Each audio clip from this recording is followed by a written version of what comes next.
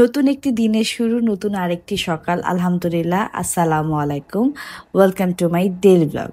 তো দেরি করে ঘুম থেকে উঠেছি, কারণ শুক্রবারে আমার ক্লায়েন্ট ছিল না, তো একটু তো ঘুমাইতেই হবে, যেহেতু মমিতে স্কুলও নাই। আলহামদুলিল্লাহ, আমার স্কিনটা একটু ফ্রেশ লাগতেছে, সেটাই দেখতেছিলাম নিজেকে। যাই হোক, তারপর হচ্ছে আমি একটু বোরকা টোরকা পরে চলে যাচ্ছি মার বাসায়, কারণ আজকে আমাকে নাস্তা বানাতে হবে না। আমার নাস্তা হচ্ছে মায়ের বাসায় কে করবো। আমার মা রান্না করছে খুদের বাতার ভর্তা, আহা হা কি শান্তি, দেখে এখন আবার খাইতে ইচ্ছা করতেছে। যাক, তো আসার সময় আবার সবজি টবজি কিনে নিয়ে আসছি। তো আজকে আমি রান্না করব চাইনিজ আইটেম, মানে ফ্রাইড রাইস, তারপরে চিকেন ভেজিটেবল, চিকেন ফ্রাই, এগুলোই রান্না করব।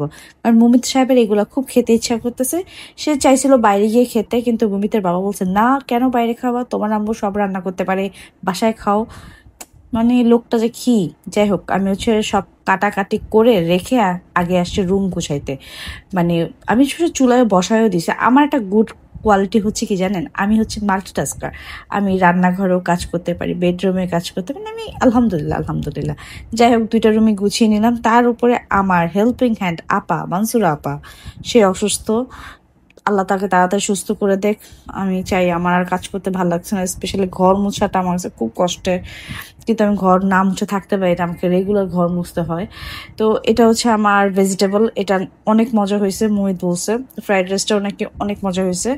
মোহিত আসলে বলে অনেক মজা হয়েছে। যাই হোক, আমি এবারে খুশি করার জন্য বলে নাকি, আমি এবার যদি পচা বলে, আমি যদি এবার না রান্না করি, এই ভয়েতে বলে যে না আম্মু অনেক মজা হয়েছে, অনেক মজা হয়েছে।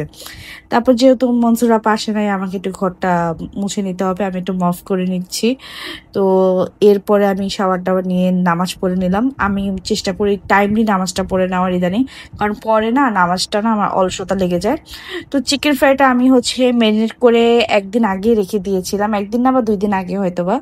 তো এটাকে এখন সুন্দর করে ফ্রাই করে নিচ্ছি আমাদের জন্য, জাস্ট 2 জনের হিসাব করে 4 পিস। আমি হচ্ছে গরম গরমই ভেজে খেতে পছন্দ করি, এটা ঠান্ডা হয়ে গেলে এত মজা লাগে না যদিও। ওই জন্য আমি গরম গরম হচ্ছে ভেজে নিছি। তো এই ছিল আমাদের আজকের লাঞ্চ, মানে শুক্রবারের লাঞ্চ। তো এটা দেখে এখন আবার খাইতে ইচ্ছা করতেছে।